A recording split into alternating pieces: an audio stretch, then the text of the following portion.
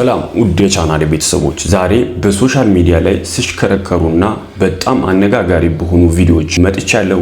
እንግዲህ ለዚህ ዩቲዩብ ቻናል አዲስ ከሆናችሁ ሰብስክራይብ አድርጋችሁ መጀመራችሁን እንዳትረሱ።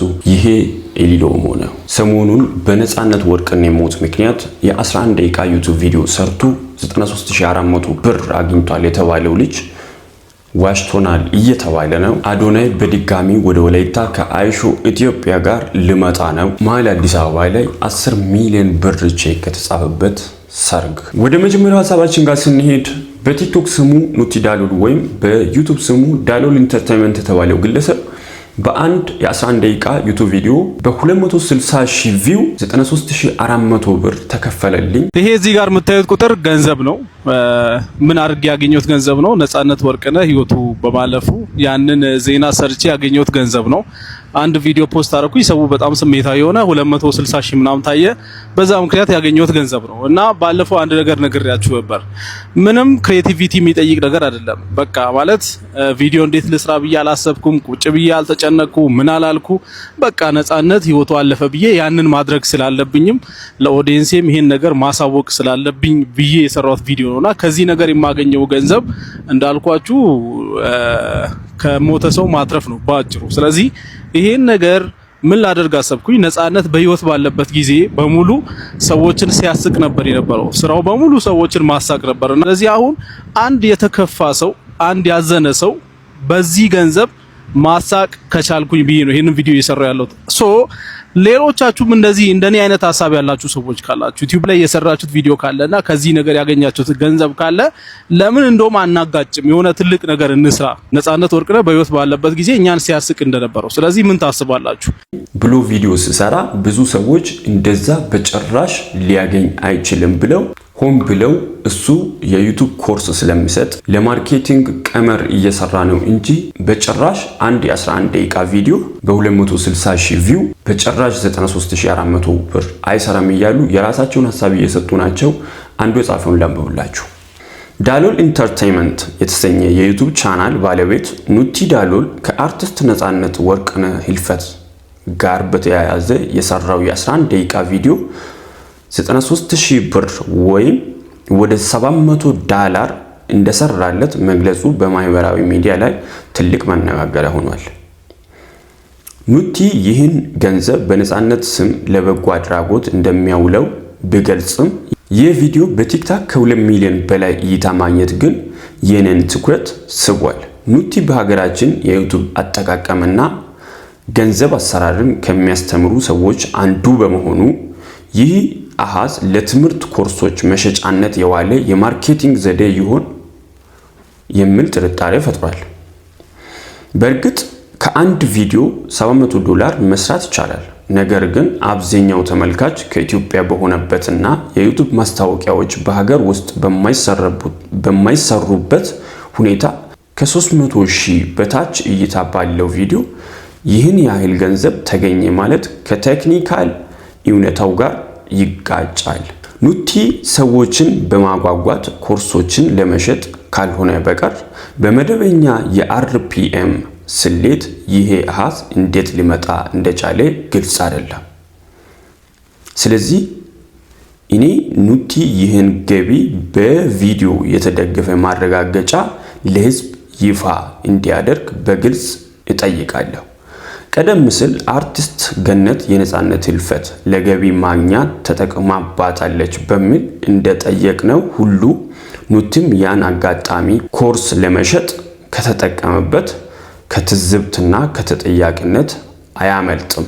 እውነትም በበጎ አድራጎት ስም የታሰበ ከሆነ ግልጽ ማረጋገጫ ለራሱ ለኑቲም ሆነ ለተከታዮቹ ተአማኒነት እጅግ አስፈላጊ ነው እና እዚህ ጋር እንደዛ አቀርቧል።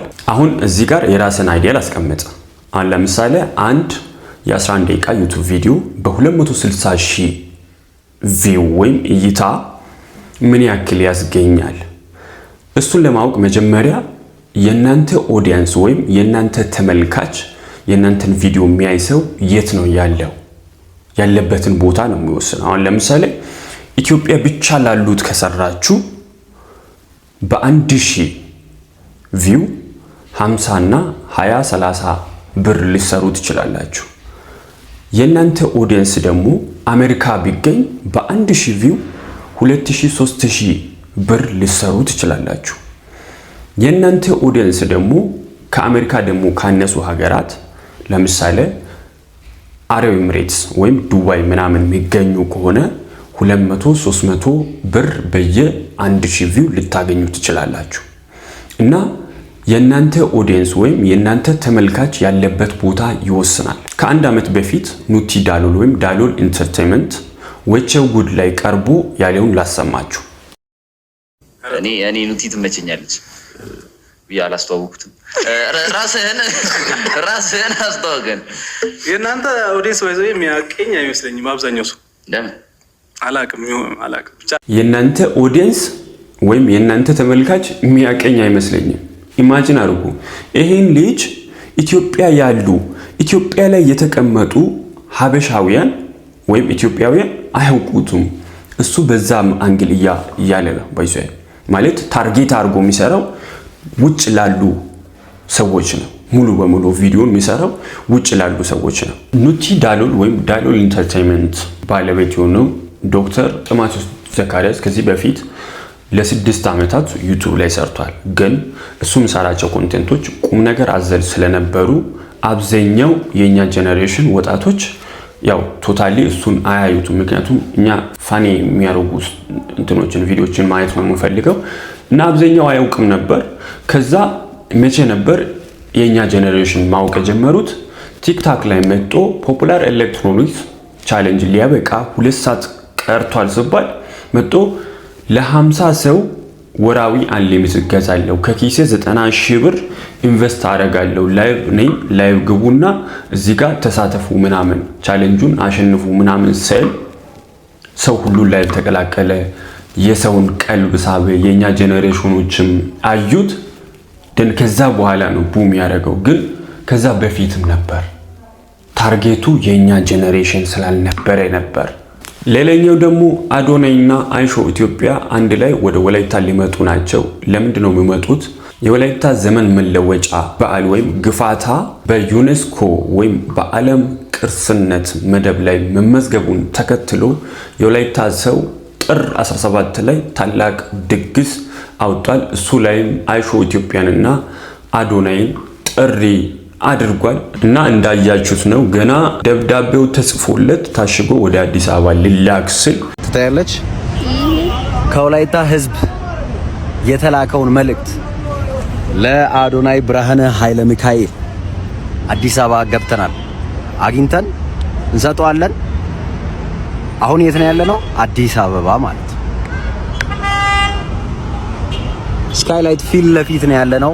ስለዚህ እሱን ፍለጋ ነው ምን ጀምረው ሜንሽን አድርጎ እስኪቀበል ድረስ ቪዲዮ የተሰራውን አይቶ እሱ ላይ ምላሽ ሰጥቷል። ተሳክቷል ጋይስ ተሳክቷል። ኮመንቱን ተመልከቱ። ማን ነው ኮመንት ያረቀው?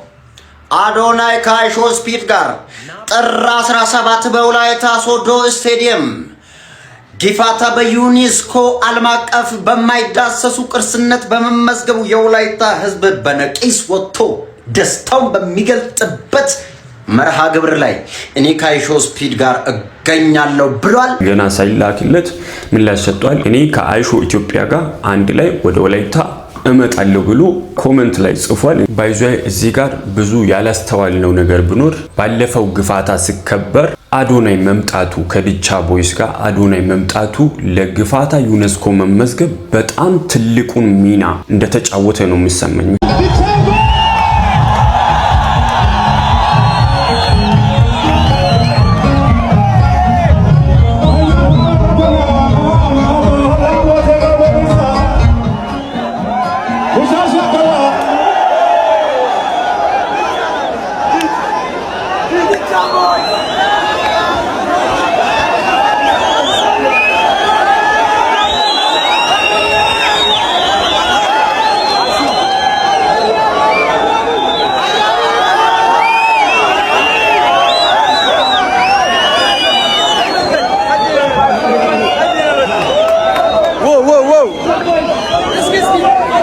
ምክንያቱም ያን ድባብ በደንብ ያሳየው የሱ ቲክታክ ቻናል ላይ የተለቀቁ ቪዲዮዎች በጣም ቫይራል ወጣው አክሰፕታንስ አግኝተው ዲስማች ኢንፍሉዌንስ ያደረገው ባይዘይ እኔ እንደ ሐሳብ ቢያንስ የሆነ ፐርሰንት ተጫውቷል አዶናይ የግፋታ ዩኔስኮ መመዝገብ ላይ በጣም ብዙ ፐርሰንት ተጫውቷል። ብቻ በጣም እናመሰግናለን።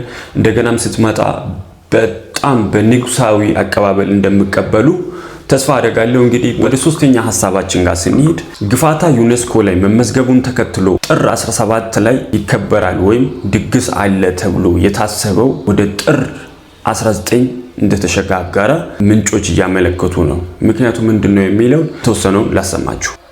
ይህም የሆነበት ምክንያት እንግዲህ በሀገራዊ ግዴታ ምክንያት ነው። ኢትዮጵያ አየር ኃይል 50ኛ ዓመት ክብረ በዓል በሚያከብርበት በወላይታ ሶዶ በጊፋታው እስታ ፕሮግራም ላይ የተጋበዙ ሚኒስቴር መስሪያ ቤቶች እንዲሁም የተለያዩ ባለስልጣናት እንዲሁም እንግዶች ከፌደራልም ከተለያዩ ክልሎችም የተጋበዙቱ ግዴታ በእሁድ ዕለት በአዲስ አበባ በአየር ኃይሉ ክብረ በዓል ላይ መገኘት ግዴታቸው ስለሆነ እና አራተኛ ነጥብ ጋር ስንመጣ 10 ሚሊዮን ብር ቼክ የተጻፈበትን ሰርግ ይመለከታል።